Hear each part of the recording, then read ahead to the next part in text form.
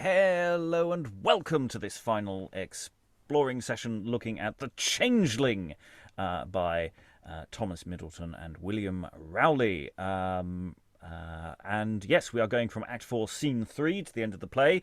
We have a slightly smaller room than planned, so some people may play more than one or more than one person will play the same part. We shall see how that goes as we get into the ends of the plot. I think we have, to a degree, covered the darkest element of the play. It's strange to say that about a tragedy. We're going to get to the more cheerful stuff where everyone just gets horribly stabbed and murdered and butchered at the end, which is everybody's happy point.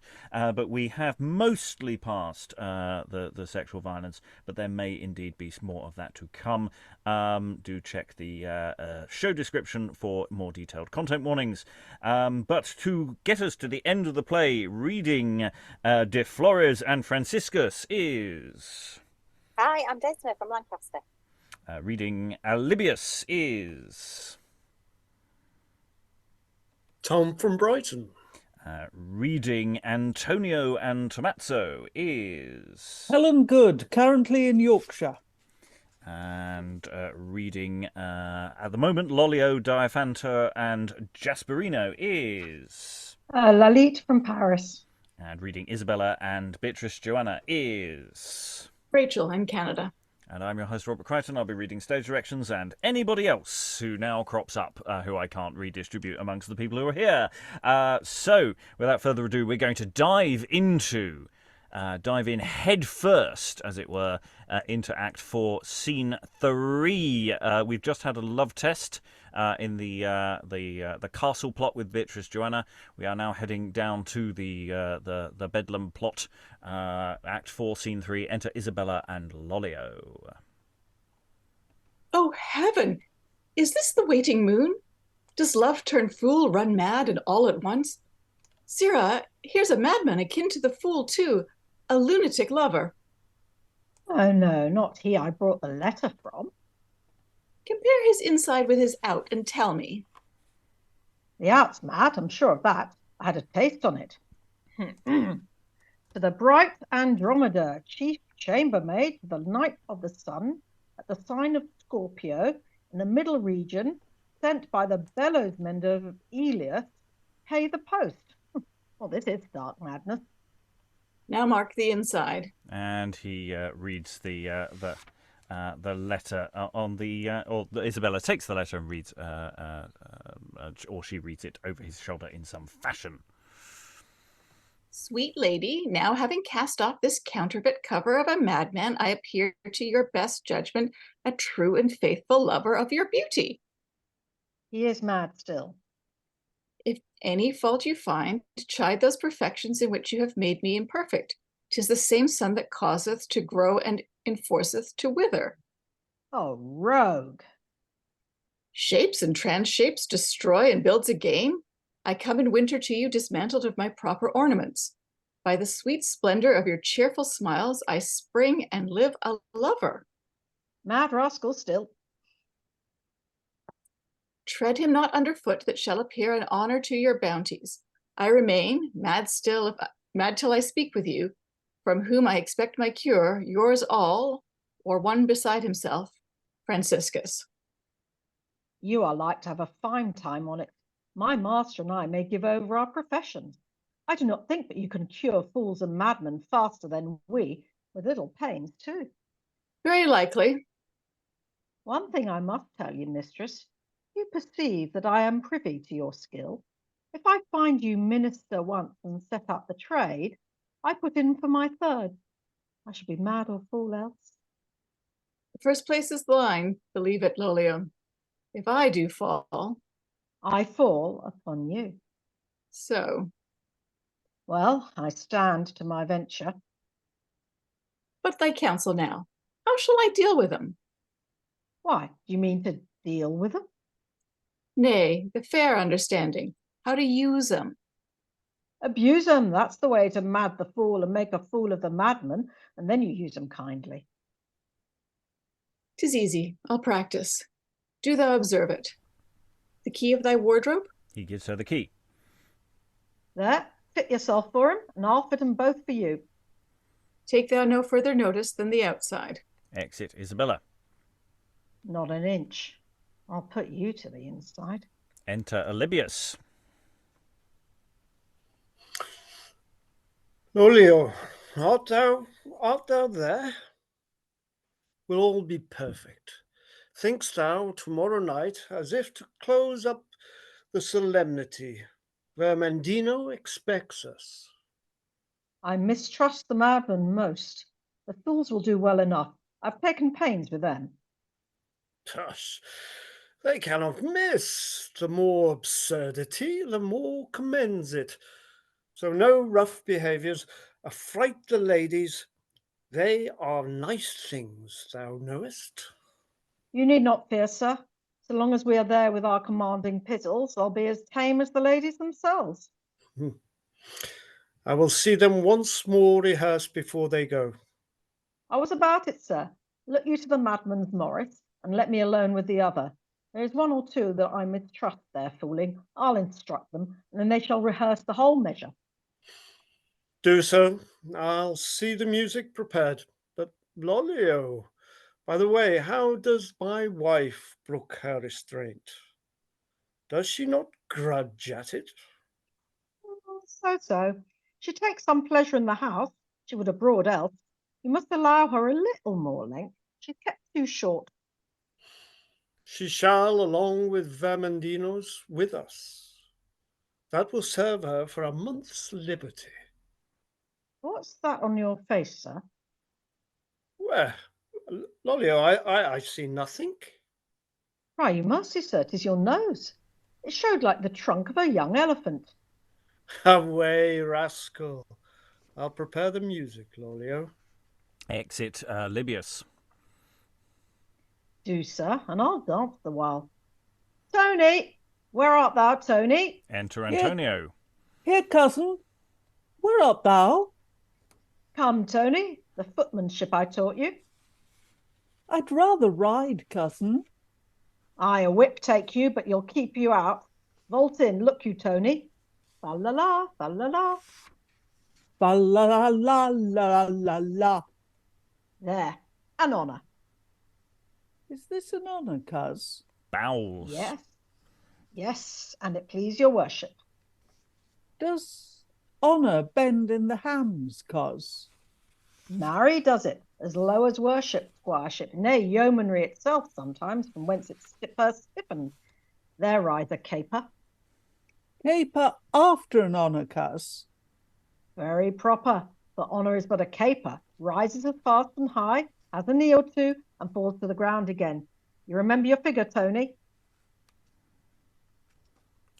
Exit Lollio. Yes, cousin.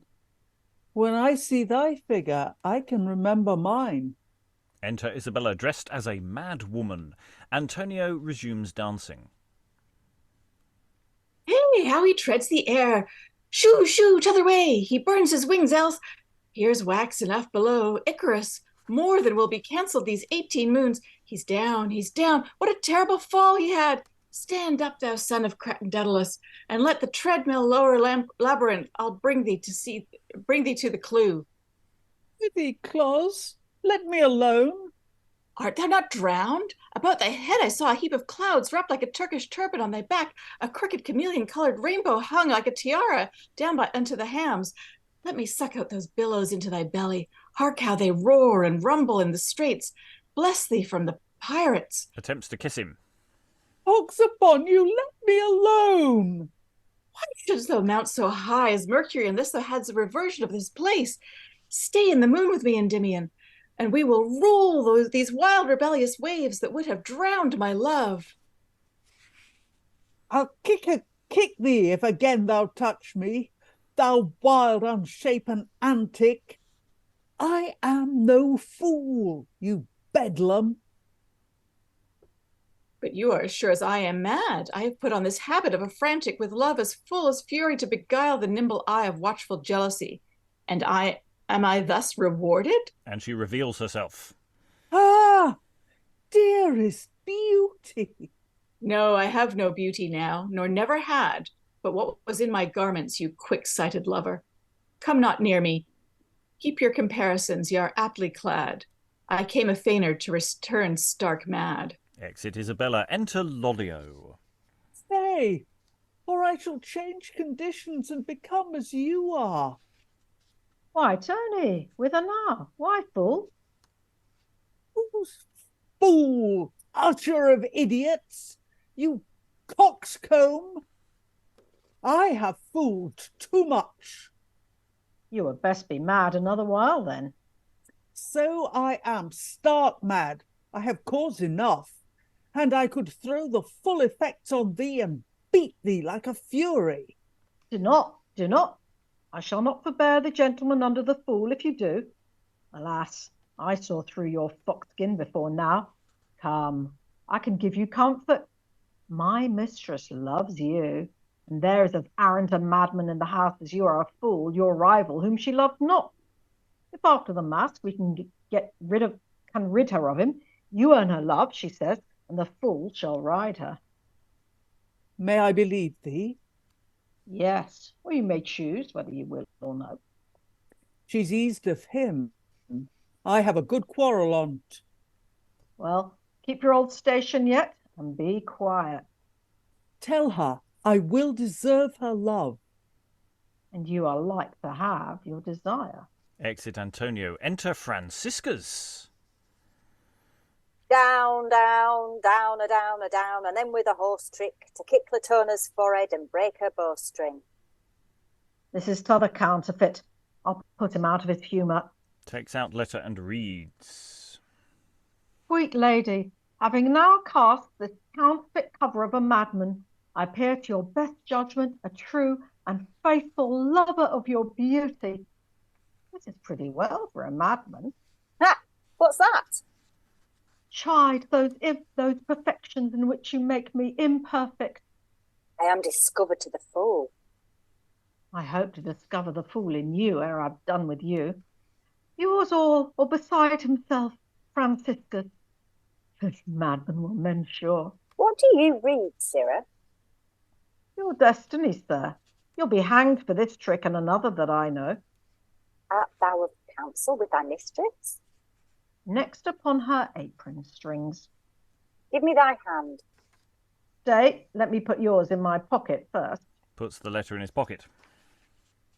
Your hand is true, is it not? I will not pick. It will not pick. I partly fear it because I think it does lie. Not in a syllable. So, if you love my mistress so well as you have handled the matter here, you are like to be cured of your madness. And none but she can cure it. Well, I'll give you over then, and she shall cast your water next. Take for thy pains past. I shall deserve more, sir, I hope. My mistress loved you, but must have some proof of your love to her. There I meet my wishes. That will not serve. You must meet her enemy and yours. He's dead already. Will you tell me that? And I parted but now with him? Show me the man. Aye, that's a right course now. See him before you kill him. In any case, it yet needs it not go so far neither. 'Tis but a fool that haunts the house, and my mistress in the shape of an idiot. Bang but his full coat well favouredly, and 'tis well. Soundly, soundly. Only reserve him till the mask be past. And if you find him not now in the dance yourself, I'll show you. In, my master. Enter Alibius. Oh, he handles him like a feather. Hey! Exit Franciscus dancing. Well said. In a readiness, Lollio. Yes, sir. Away then, and guide them in, Lollio. Entreat your mistress to seek this sight. Exit Lollio. Hark! Is there not one incurable fool that might be beggared? I have friends. I have him for you, one that shall deserve it too. Good boy, Lollio. Lollio brings in Isabella with the madmen and fools. The madmen and fools dance. 'Tis perfect, well fit, but wants these strengths. We shall have coin and credit for our pains. And they exit, and end of the act. So Act 4 concludes. There's a musical cue, as it were, to play into the short interval for trimming candles and the like in an indoor playhouse. So there's sort of a neat. It's almost a meta thing here. Is maybe that is actually an extended sequence of dancing to music while people get on with other bits and pieces. So yes, we have the reveal that it's not just one person has pretended to be mad and gone into but there's another one as well, and they're both at it. I mean, it's sort of, there are clues in the text, but it's not really been explicitly stated at this point that that's what Franciscus is doing. So yes, so we've got them, and they're being sort of matched against each other, and Isabella is also at this point not desperately impressed with this. It's not like one of those sort of love test things where the maiden is, oh, you have come in disguise to woo me. She's sort of going, well, I'll try it the other way around, and not impressed at all. We have more on this whole thing of the entertainments that's being rehearsed here for the castle, which is a thing. And it continues to be Lollio playing games and trying to get what he wants, not desperately successfully, and everyone else trying to get what they want and also not desperately successfully. Thoughts on the room? I have been waffling on. Who wants to leap in? Someone, I'm sure, does. Someone has an opinion. Helen. Yeah, what proportion do we think is this of dancing? I mean, there's an opportunity for an enormous amount of fools dancing, sort of in sequence and madly and well, and all sorts of things. I mean, do we know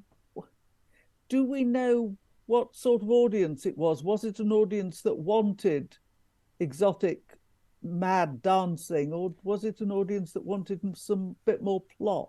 Well, it's impossible to ever really know what the audience wants, but I think they're absolutely there potentially there for some level of spectacle.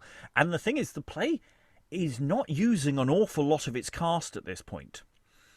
So you could have pretty much the entire company, apart from those who are on stage now, and Beatrice-Joanna and Deflores, plus you've got a few minutes to change potentially before during the mini break, because we don't actually really know how long that act time is. So it could be a massive production number. I suspect very few productions today would do that, but it's an interesting question. Tom. Yeah, I think the backdrop of the dancing and everything else is really important to the staging, because against that backdrop, the text just pops. It really pops. Whereas if you don't have a really engaging or entertaining backdrop, the text can get lost, I think. Yeah, it's interesting as well of what is happening with the dance, and what the audience was expecting to. What they were expecting as an audience response from the dance. Is it supposed to be comic, or is it supposed to be something that is that you're supposed to feel pity for? Because Alibius has, after the dance, the line, "'Tis perfect." Now that looks to me like it's setting up for a laugh, that what they see is something terribly shambolic, and then he goes, "That was fabulous." I wonder about what the effect, the designed effect of that is supposed to be, as opposed to necessarily what we would be trying to do with it, and that question about what the people running this institution are consider perfect. Yes, I mean, it's a strange thing to put in your cast list, chorus of dancing lunatics.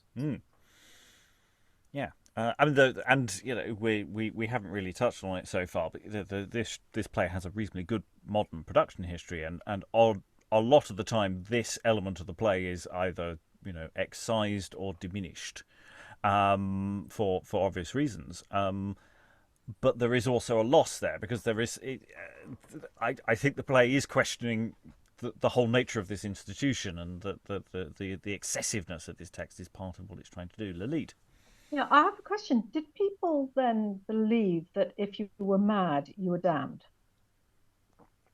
Kind of like automatically. I think so. Well, it was certainly seen as an affliction from God, so presumably well justified. But on the other hand, if you suffer a lot in this world, it counts for you in the next. Yes, I'm not so sure it would. I don't know, but it does seem that because you have that sort of the concept of a greater level of innocence and to play with there as well. So I'm not sure. It's a good question. I'm just kind of curious what the kind of view of madness at that time was, because it's obviously so very different from our own. Well, yeah, and the nature of where people with various mental disabilities would be placed. In some cases, the provision of things like fools within households is part of that. I don't know whether that crosses over into to mental illness or into other questions.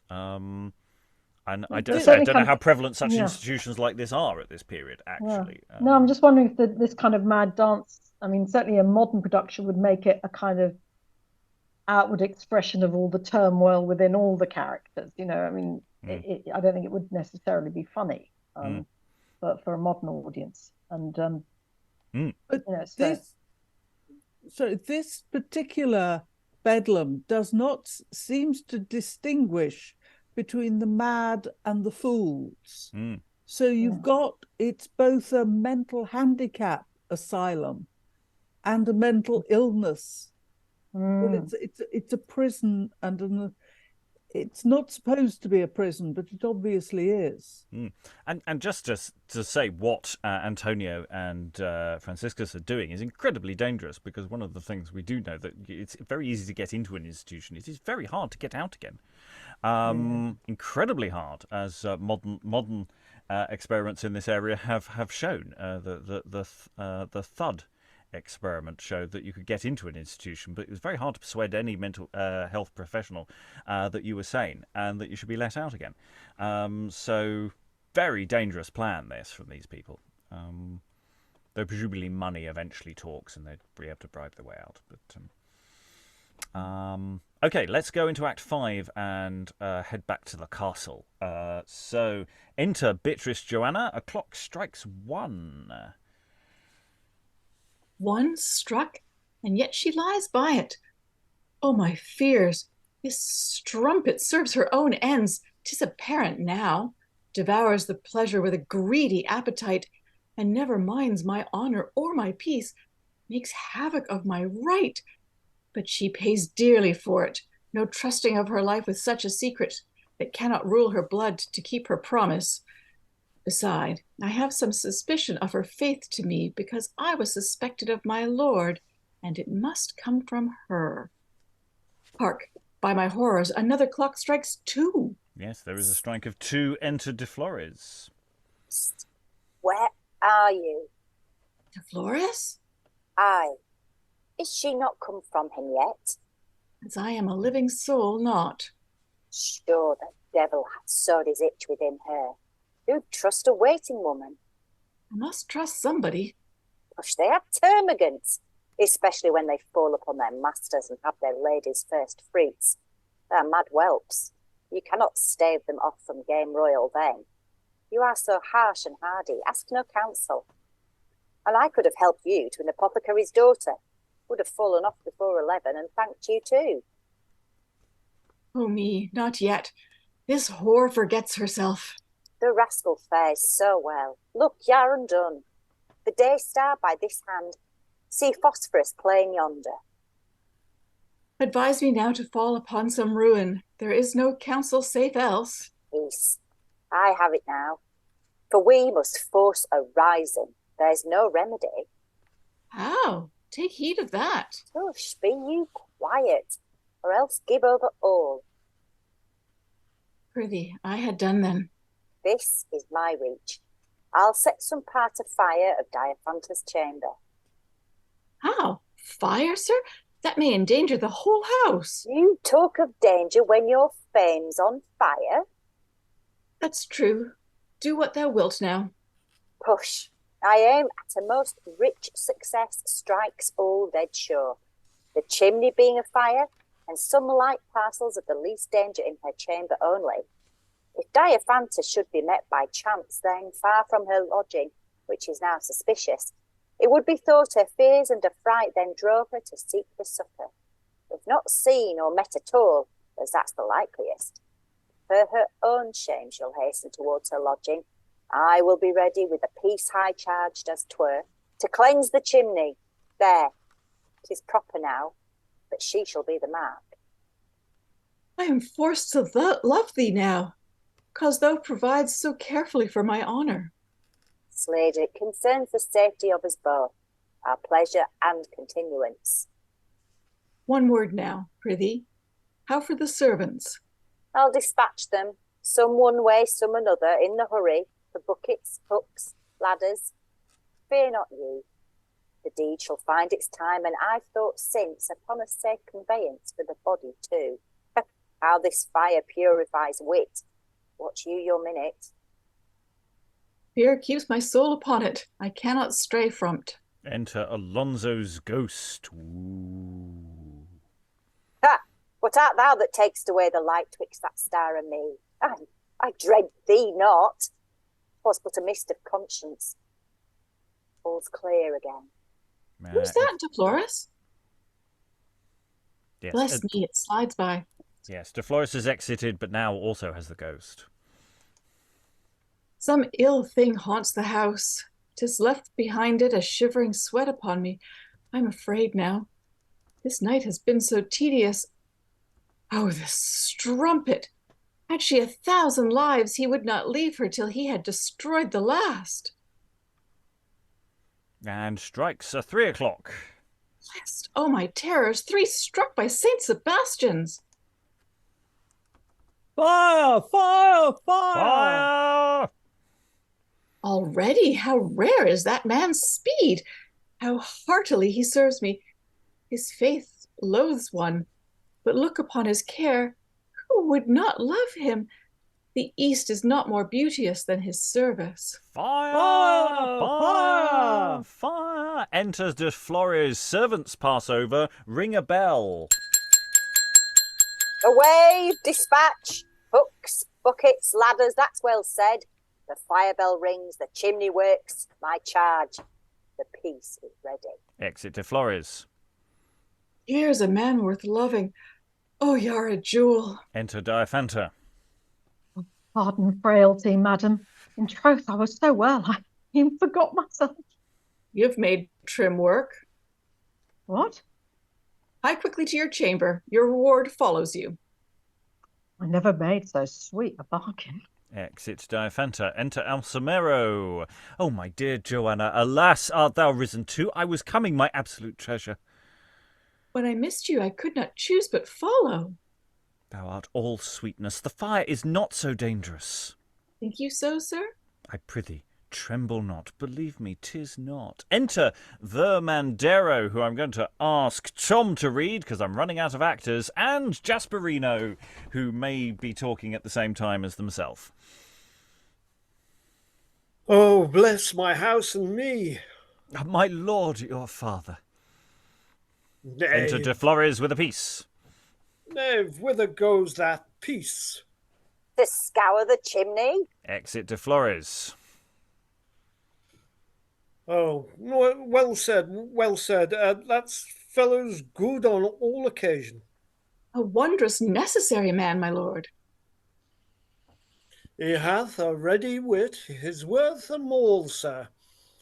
Dog at a house on fire. I have seen him singed singed her now. The piece goes off. Bang! Ha! There he goes. Is done.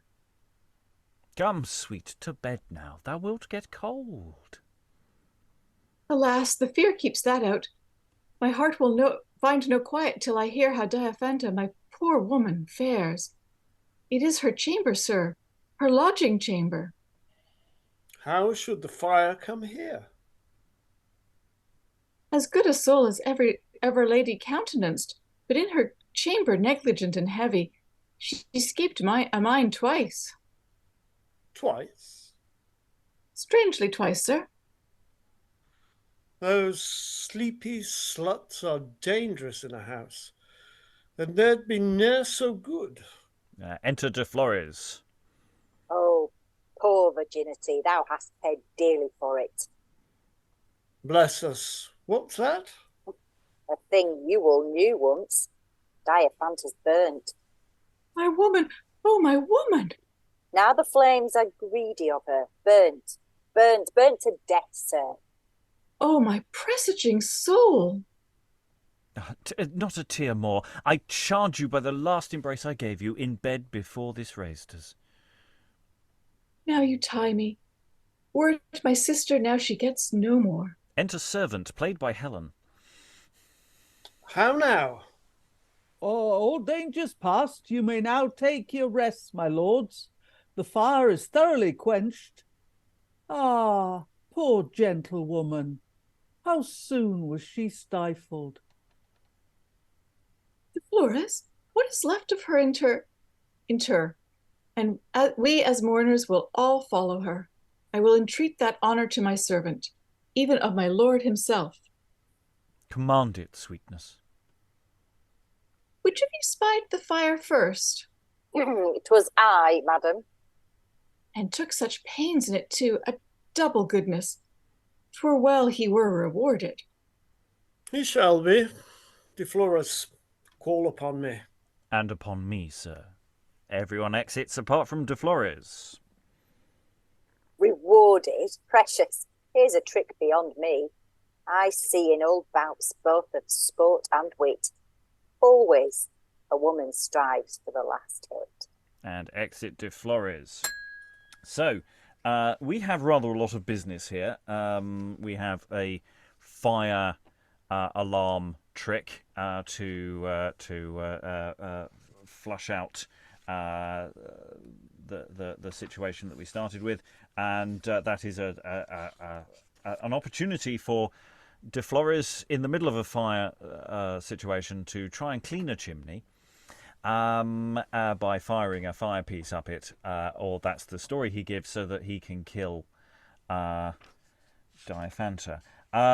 It's an interesting plot device and a situation. Of course, no one seems to be that bothered about inspecting the body, but that's that. This does create the big problem with the narrative in terms of characterization of what's going on with Beatrice-Joanna, because up until this point, her situation has been very much one of being trapped and being traumatized and being horrified by lots of things. Now suddenly she's jealous of the potential of a relationship between Diaphanta and her intended husband. I don't know, are they actually married now? I forget. They are now married, aren't they? Yes, that was the wedding night. Yeah, which sort of, and okay, to be fair, they're sort of up together late at night, and time is moving incredibly quickly in this scene. And then she suddenly seems to find Deflores attractive and lovable, and that's quite a vault face, and it's sort of it's part of the explanation for why productions tend to diminish the earlier part of the plot, where and switch what is a sexual assault into something that is more consensual. It's partly because actors wanting to to make the play function in a different way, because it makes their characters nicer. And I blame Miss Julie, frankly.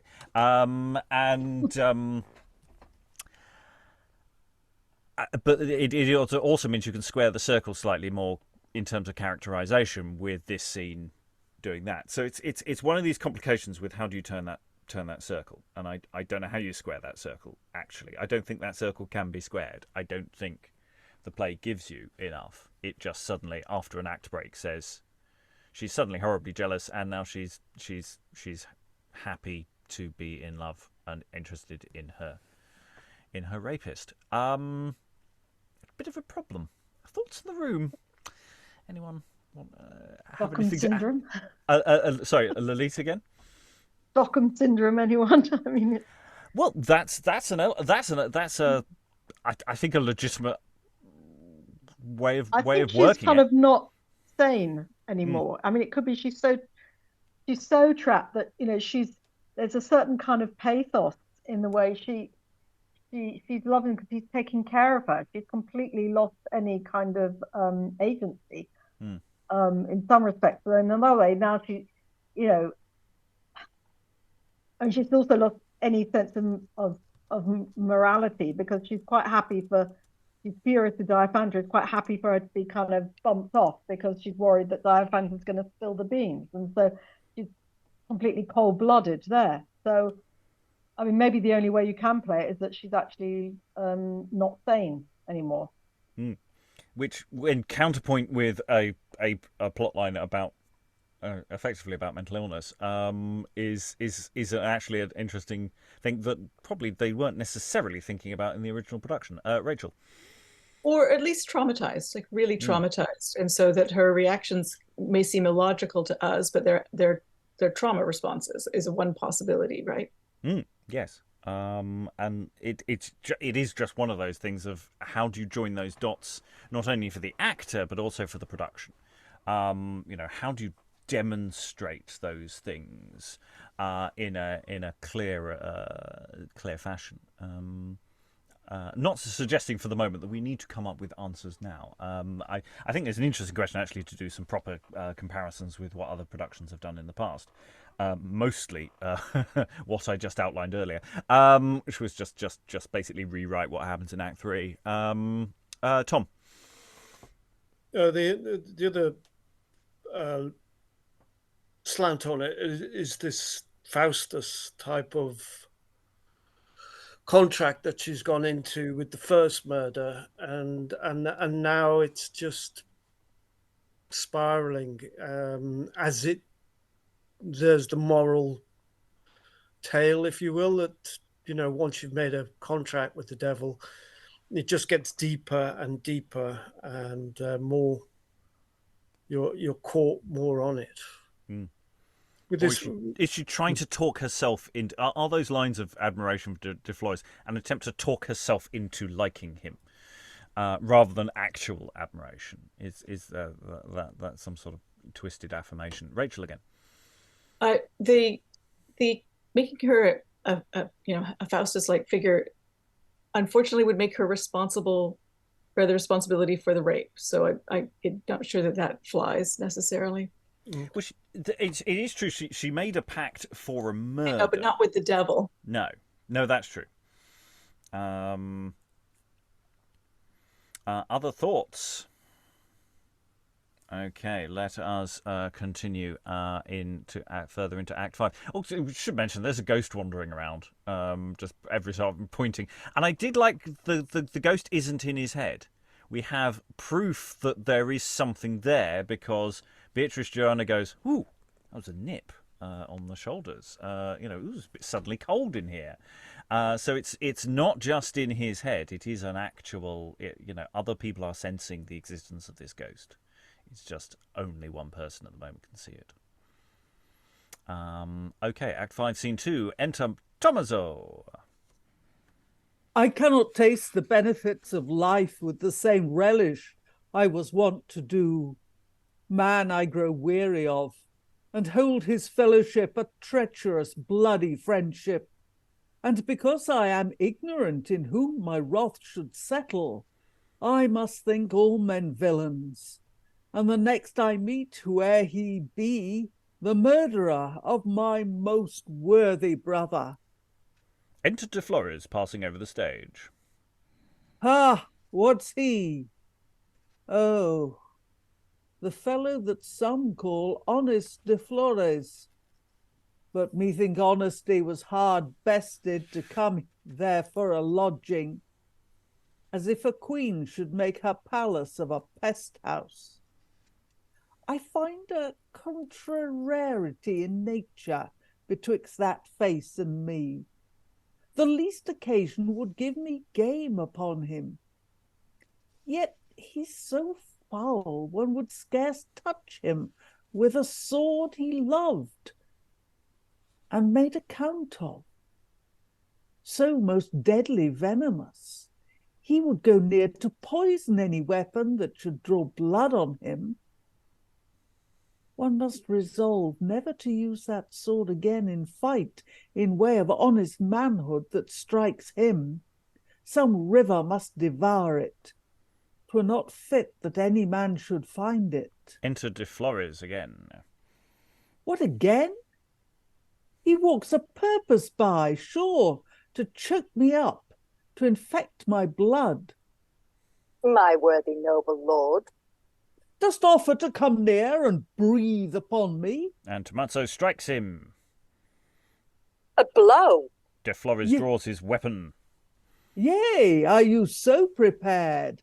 I'll rather like a soldier die by the sword than like a politician by thy poison. Tomazo draws too.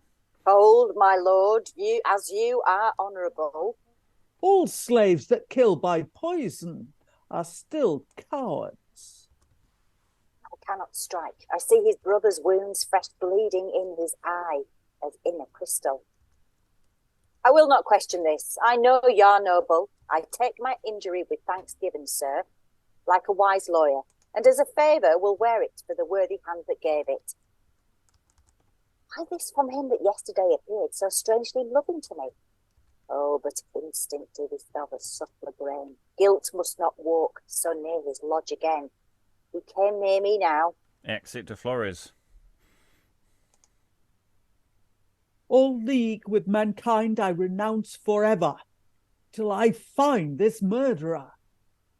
Not so much as common courtesy, but I'll lock up, for in the state of ignorance I live in, a brother may salute his brother's murderer, and wish good speed to the villain in a greeting. Enter Vermandero, which I will read for this scene, Alibius, so that Tom doesn't talk to himself, and Isabella. Noble Proacquo. Pray, keep your way, sir. I've nothing to say to you. Comforts bless you, sir. I have forsworn compliment. In truth I have, sir. As you are merely men, I have not left a good wish for you, nor any here.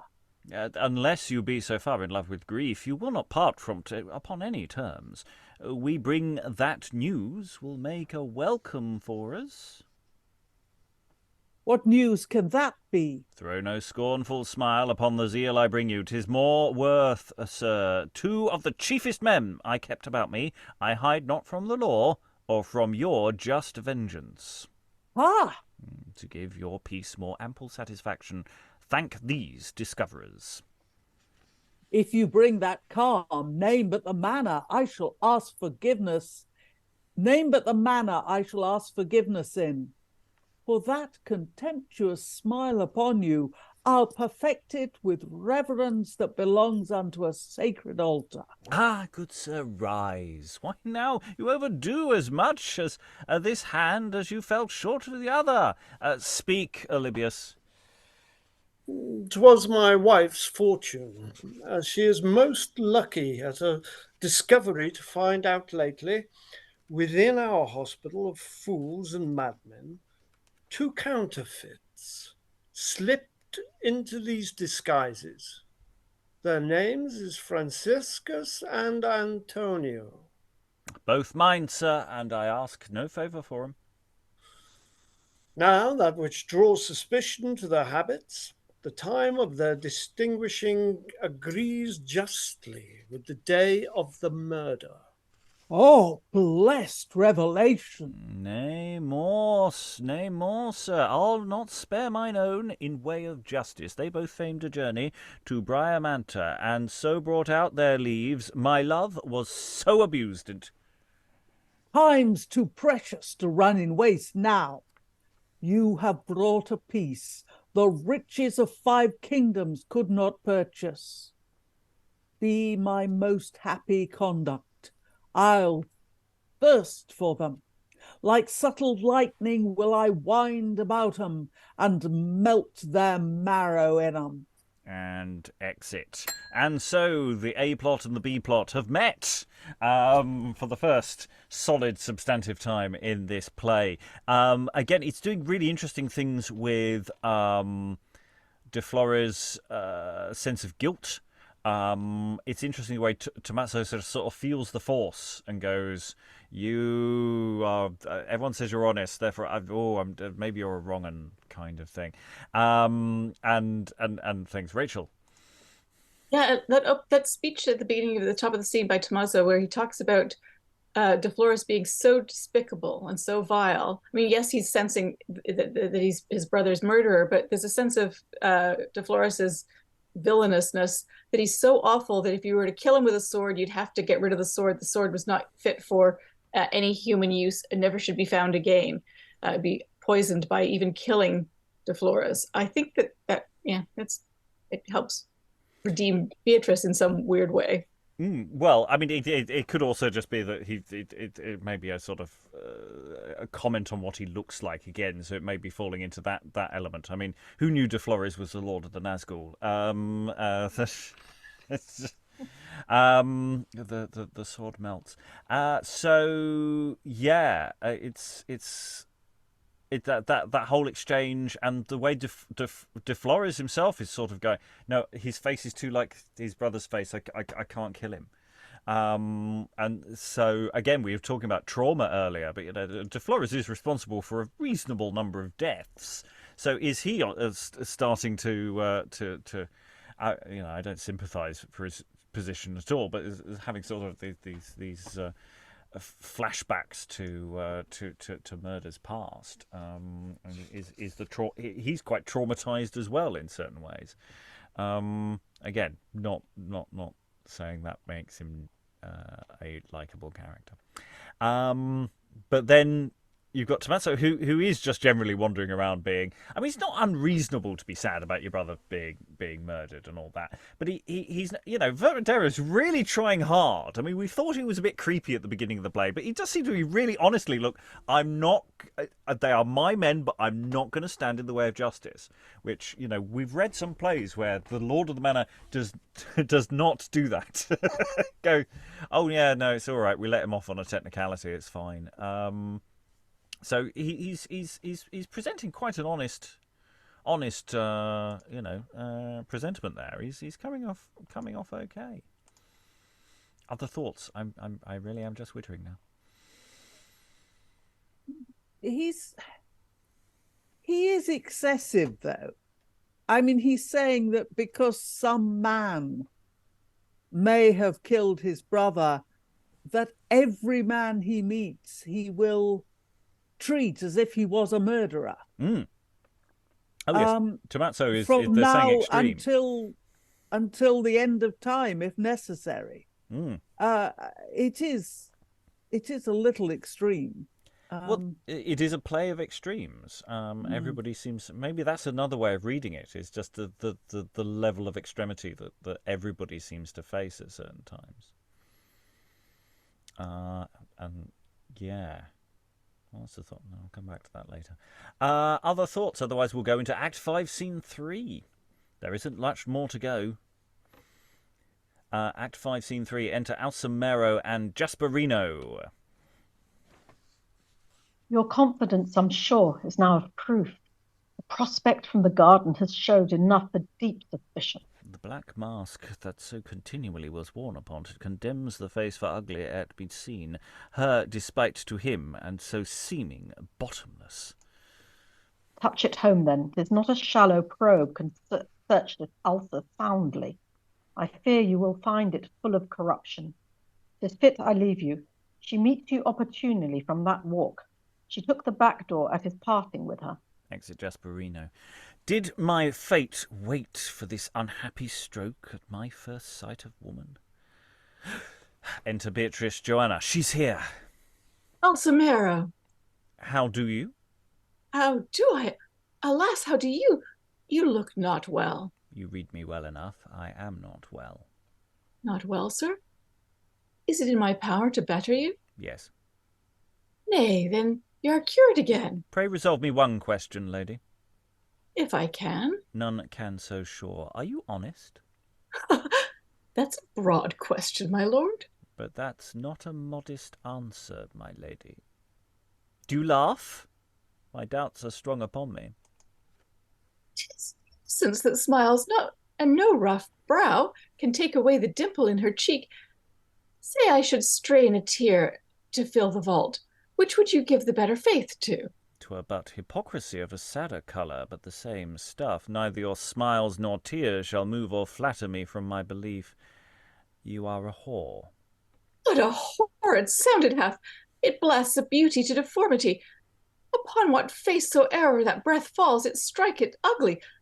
Oh, you have ruined what you can ne'er repair again. I'll all demolish and seek out truth within you, if there be any left. Let your sweet tongue prevent your heart's rifling. There I'll ransack and tear out my suspicion.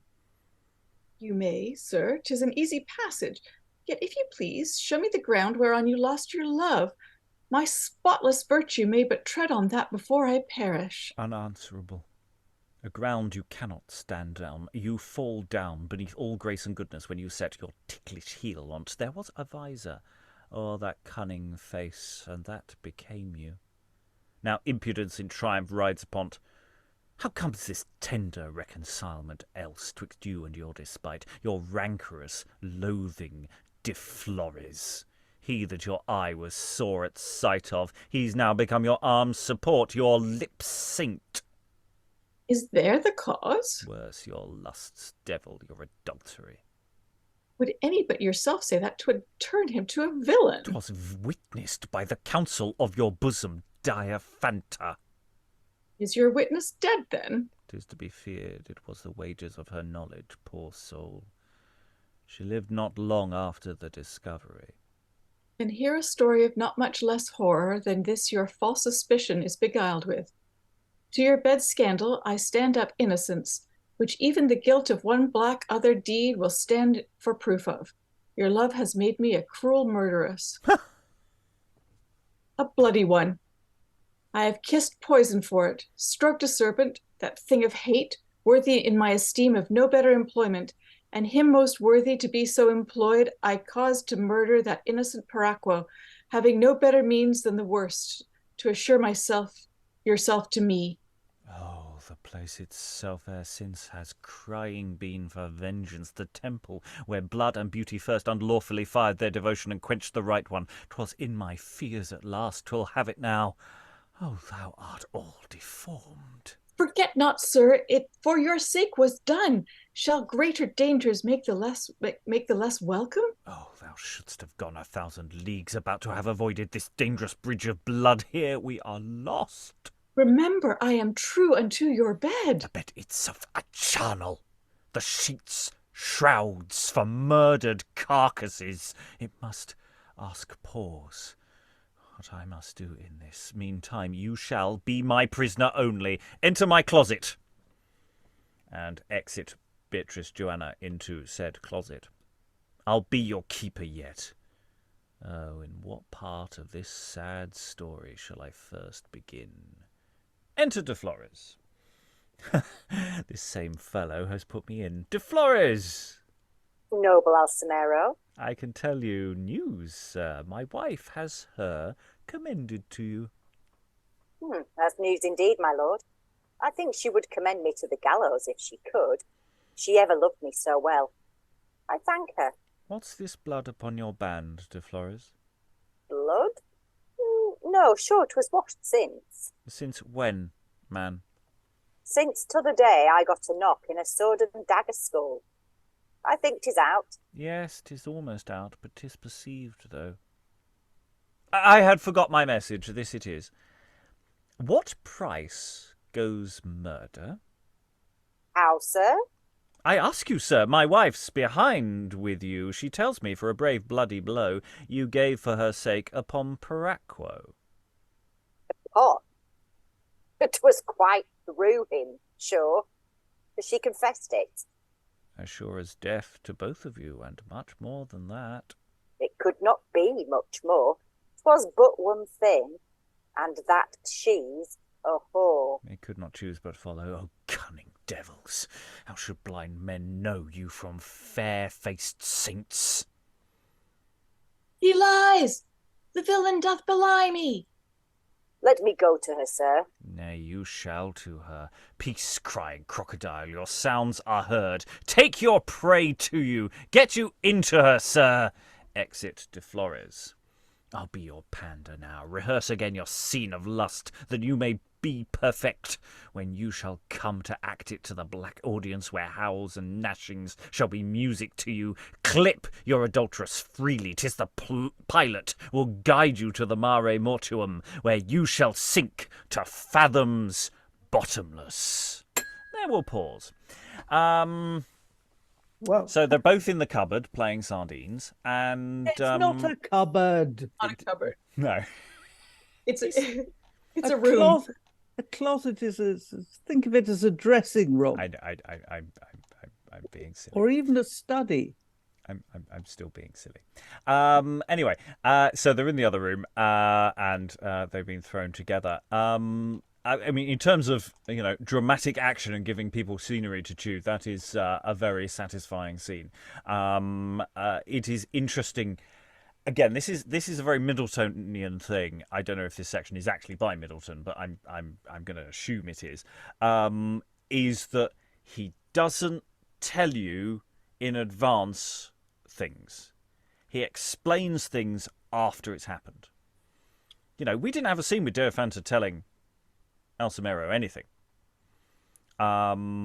We knew they were together. And on the surface, Beatrice-Joanna was primarily afraid of them, being intimate, not revealing secrets. That was the nature of her jealousy, as professed earlier. So Alsemero has been acting all this time in the previous scene of just going, oh, there was Diaphanta's dead. Oh, and because he knows he must know at that point that something's up. And that all this stuff is coming together. And then we get to this scene where the two witnesses are interviewed separately, so that one will give up the other, which effectively works very well. Yes. Thoughts in the room? Yeah. Helen. Can I go back to something that Beatrice-Joanna says? She says what she has done in order to get her love. Mm. She says, I kissed poison for it, stroked a serpent, a thing of hate. Now, presumably, that is referring to Deflores.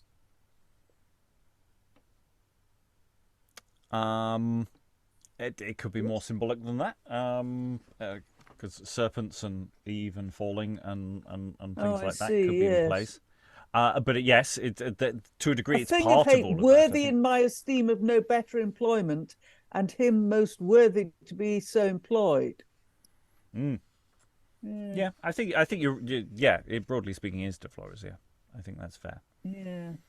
I think the bit that really makes me feel ill is when they say she's a whore and it could not choose but follow. So that there's a complete inability to see what she actually, if we follow Helen's view that yes, when she refers to the serpent and kissing poison, she has basically had to allow herself to be raped in order to, once she kind of went through the murder to get the man she loved. And it's just all just dismissed. Oh, well, she's a whore. And, it's like doesn't matter what crime the woman commits, primarily she's going to be a whore. But in the sense that the one is following on, the one, she's a fallen woman, she can do anything. I mean, that's the thing. Whereas, if men have sex, then they just had sex and it's sort of fine. Yeah. And that there's a sort of this idea that once you've started it, anything is possible. And the language just that's really horrible. And various beauty standards in there as well, and the question of the language they're using about Deflores, but also about blackness as well. And animals. The whole thing just gets darker and nastier and horribler as it goes on, and then they throw them into the adjoining room. With this, I'll be your panda, rehearse your scene of lust. It's get you into her, sir. It's really... Yeah, it's horrible. It's really horrible stuff. On that note, we now have a lot of people coming on stage. I think I'm going to hand Vermandero back to you, Tom, but you are also on as Alibius, so just be aware you will be talking to yourself. I don't think you talk to yourself, but you are... I don't think Alibius says very much, actually, and I think it's reasonably demarcated. So I'll stay as Alsemero, everybody else stays as who they are, and we'll go from there. Can someone remind me what this is Act 5, Scene 3. I've gone and lost my place. We're around page 72, 73-ish. We're very nearly at the end. Yeah. Enter Vermandero, Alibius, Isabella, Tomazo, Franciscus, and Antonio. So all the people from the B-plot who matter have returned. Tom, take it away. Oh, Alsemero, I have a wonder for you. No, sir, it is I. I have a wonder for you. I have suspicion near as proof itself of Picario's murder. Sir, I have proof beyond suspicion for Paracquo's murder. Beseech you, hear me. These are two have been distinguished since the deed was done. I have two other that were more close disguised than your two could be since the deed was done. You'll hear me, these mine own servants. Hear me, those nearer than your servants that shall acquit them and prove them guiltless. That may be done with easy truth, sir. How is my cause banded through your delays? 'Tis urgent in blood and calls for haste. Give me a brother alive or dead, alive, a wife with him, if dead, for both a recompense for murder and adultery. Oh, oh, oh. Hark, 'tis coming to you. Nay, I'll along for company. Oh, oh. What horrid sounds these are these? Come forth, you twins of mischief, and enter Deflores, bringing in Beatrice-Joanna wounded. Here we are. If you have any more to say to us, speak quickly. I shall not give you the hearing else. I am so stout yet, and so I think that broken rib of mankind. A host of enemies entered my citadel. Could not amaze like this. Joanna, Beatrice-Joanna. Oh, come not near me, sir. I shall defile you. I am that of your blood was taken from you for the better health. Look no more upon it, but cast it to the ground regardlessly. Let the common sewer take it from distinction. Beneath the stars upon yon meteor ever hung my fate mongst things corruptible. I ne'er could pluck it from him. My loathing was profit to the rest, but ne'er believed. Mine honor fell within him, and now my life. Alsemero, I am a stranger to your bed. Your bed was cozened on the nuptial night, for which your false bride died. Diaphanta. Yes, and the while I coupled with your mate at barley break. Now we are left in hell. We are all there, and circumscribes us here. I love this woman in spite of her heart. Her love I earned out of Paraquo's murder. Ah, my brother's murderer! Yes, and her honour's prize was my reward. I thank life for nothing but that pleasure. It was so sweet to me that I have drunk up all, left none behind for any man to pledge me. Horrid villain! Keep life in him for further tortures. No, I can prevent you. Here's my penknife still. It is but one thread more. Stabs himself. And now 'tis cut. Make haste, Joanna, by that token to be. Canst not forget so lately put in mind.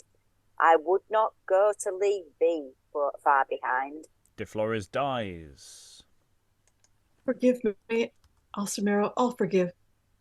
'Tis time to die when 'tis a shame to live. And Beatrice-Joanna dies. Oh, my name is entered now in that record, where till this fatal hour 'twas never read. Let it be blotted out. Let your heart lose it, and it can never look you in the face, nor tell a tale behind the back of life to your dishonour. Justice hath so right the guilty hit, that innocence is quit by proclamation and made joy again. Sir, you are sensible of what truth have done. 'Tis the best comfort that your grief can find. Sir, I am satisfied. My injuries lie dead before me. I can exact no more, unless my soul were loose and could o'ertake these black fugitives that are fled from thence to take a second vengeance. But there are wraths deeper than mine. 'Tis to be feared about 'em. What an opacious body had that moon that last changed on us. Here's beauty changed to ugly whoredom. Here's servant obedience to a master sin, imperious murder. I, a supposed husband, changed embraces with wantonness, but that was paid before. Your change is come, too, from an ignorant wrath to knowing friendship. Are there any morons? Yes, sir. I was changed, too. From a little ass as I was to a great fool as I am, and had been like to have been changed to the gallows, but that you know my innocence always excuses me. I was changed from a little wit to be stark mad, almost for the same purpose. Your change is still behind, but deserve best your transformation. You are a jealous coxcomb. Keep schools of folly and teach your scholars how to break your own head. I see all apparent, wife, and will change now into a better husband, and never keep scholars that shall be wiser than myself. Sir, you have yet a son's duty living. Please accept it. Let that your sorrow as it goes from your eye go from your heart. Man and his sorrow at the grave must part. And an epilogue. All we can do to comfort one another, to stay a brother's sorrow for a brother, to dry a child from the kind father's eyes, is to no purpose, it rather multiplies. Your only smiles have power to cause relieve the dead again, or in their rooms to give brother a new brother, father a child. If these appear, all griefs are reconciled. That's an epilogue. Is that epilogue anything to do with this play? Epilogues are detachable documents that may be multi-purpose. I'm not sure this has a damn thing to do with this play at all. No, what kind father? I don't kind of remember any kind father anywhere. Well, I mean, to be fair, Vermandero was as fathers go in early modern drama, he was kind of fine actually. But it's and I suppose he's sad because his daughter's dead and everybody else is dead and it's all gone really badly for him. I suppose he's just basically sitting there crying. That's what's sort of inferred by Alsemero's line there. B-plot turn up, and do you know what happens when you turn up to a party and you don't really know anyone there? It's just like the B-plot turns up and they just feel really awkward. Yeah. It's like, yeah, this is... I'm not sure that really works. Well, especially when they get to hear everyone just confess everything. Yeah, and I think that they are undoubtedly followed by a chorus of dancing lunatics. Well, I mean, it wasn't helped with Alsemero's line, "Are there any more ons?" Which, if you say too quickly, sounds distinctly wrong. And I said it quite quickly, and I suddenly went, "Oh, that's not what was meant." I'd just like to reiterate that's not what was going on. Okay, we should go to the earlier moment, the OOOs that's going on. So there's something going on in the other room. There are these cries of OOO, and Beatrice-Joanna enters wounded, and it's this question of what is going on next door. Rachel. I've seen productions of this, and it's sometimes played like sex noises from off stage, but she comes on wounded, and we can, I guess, gather she dies from those wounds. So something has happened, some sort of struggle between her and Deflores. Yeah, is it, or what is going on with those O's? We would there was a. Yeah, are they part of the struggle, or are they part of the reactions to being stabbed? I mean, Deflores does say, "Nay, I'll along for company," so it's maybe that's a fight going on. That's what those O's are denoting. I mean, that's again a production decision choice, and as you're right, it is not unknown for that to be that they are having a last. Hurrah. Yeah, exactly. Which again is horrible. Whichever way you want to swing this text, because of where it's gone, and then her final lines and his, it's very difficult for, I think, this is a very early modern approach to this situation. Yes, she apologizes to her father for her, diminished status. It does maybe suggest poison. He's wounded, and he has got a dagger. No, I think he's got the penknife. The penknife. So, I mean, the only thing that can really take effect with a penknife is indeed the option to not be tortured anymore and take your own life with poison. So maybe he cut her and then cuts himself. I mean, I'm not sure in the early modern context how big or small a penknife potentially is. Helen? I'm totally new to this play. I must say I made an assumption that she had found within the closet some sharp instrument and had made a valiant attempt to kill herself. I don't know why I thought that, but I did. That is possible. There's no reason not to suggest that's possible. Yeah. That on Deflores putting in an appearance, or maybe before he was shoved into the room, he lost his weapon, but not his penknife. Because he will have been. He's presumed to be a gentleman of some sort, isn't he? Or generate a gentleman's servant. The gentleman's servant, yes. He's got, yes. Well, that would entitle him to wear a sword. Or at any rate, he would have a decent knife. I mean, the text is pushing us in certain in all sorts of different directions, and it's not necessarily giving us absolute answers. And actually, the act of putting it in another room. I mean, the early modern stage is perfectly capable of killing people on stage. They don't need this. I think that ambiguity is deliberate to play with that idea, especially with all Alsemero's double entendres when shoving them off stage. No,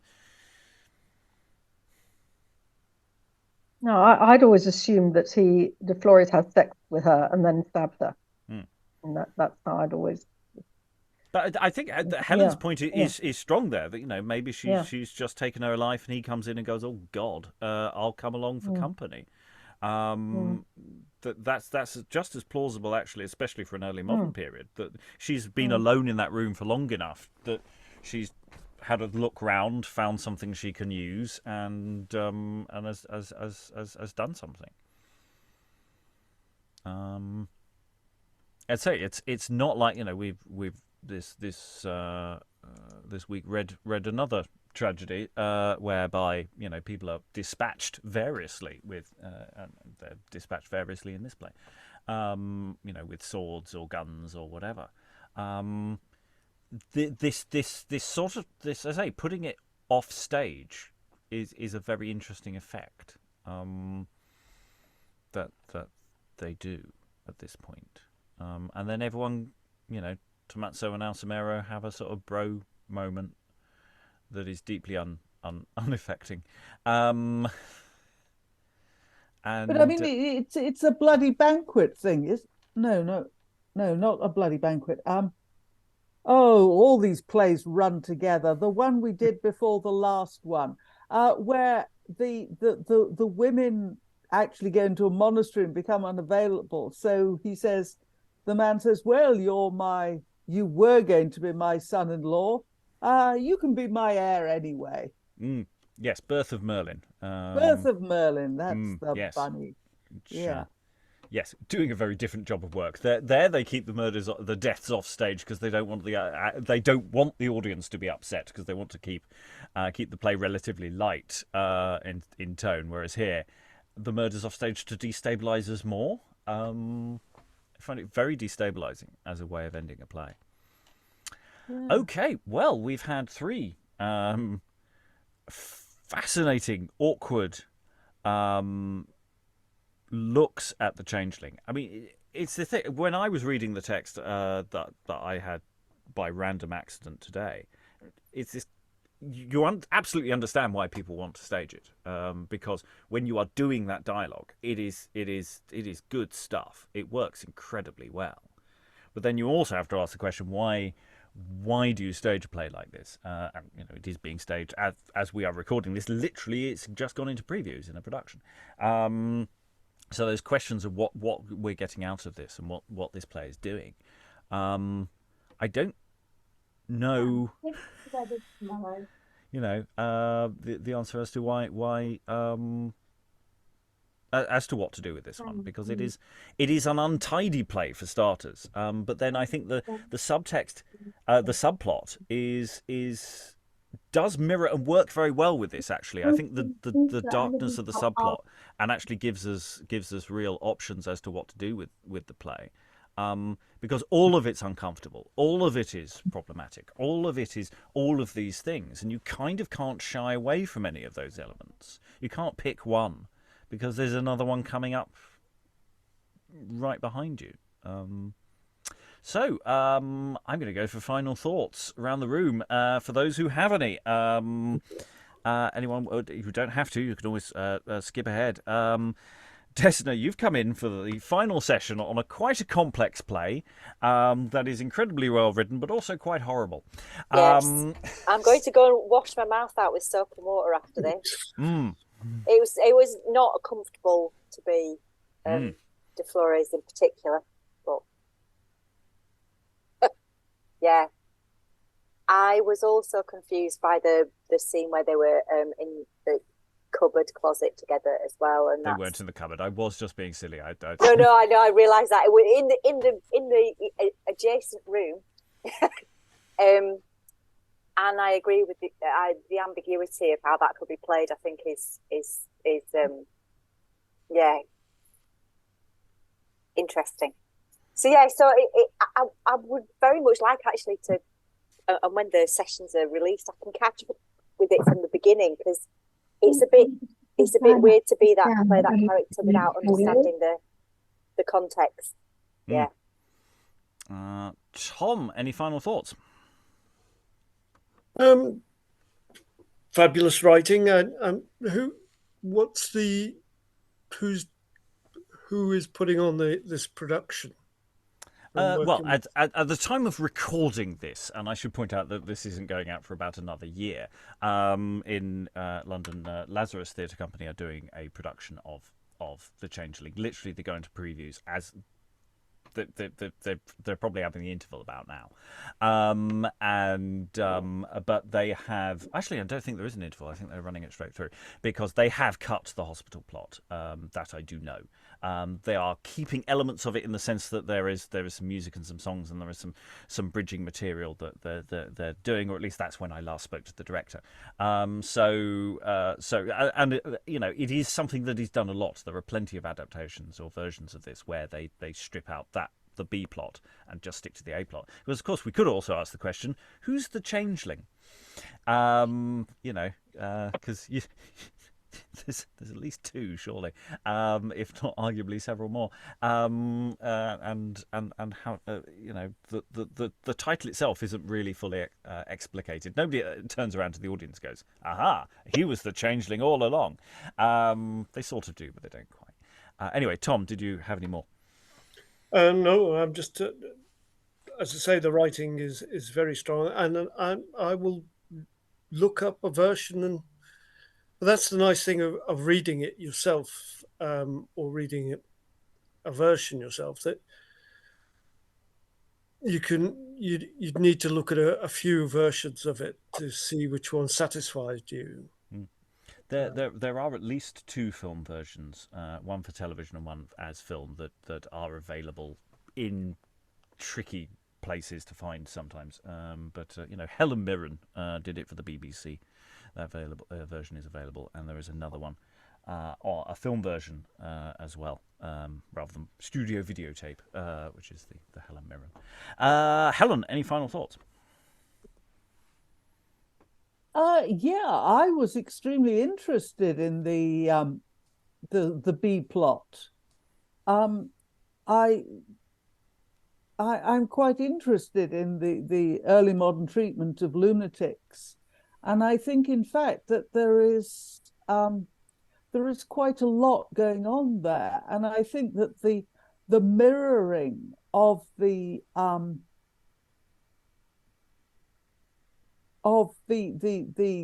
Lollio with Deflores, I think you would definitely lose something if you chop that out. Of course, I mean, for me, I care absolutely nothing for modern sensibilities. You put a large notice, this is an early modern play. If you have modern sensibilities, don't come. But I know that's not the approved method. Oh no! Content warnings galore, and make sure people are aware of what they're coming to see. Ultimately, people buy the ticket and come through the door. Depending on what medium you're using, of course. Lalitte, any final thoughts? I was just actually now really remembering very strongly the production at the National that Richard Eyre directed in 1980, I think it was.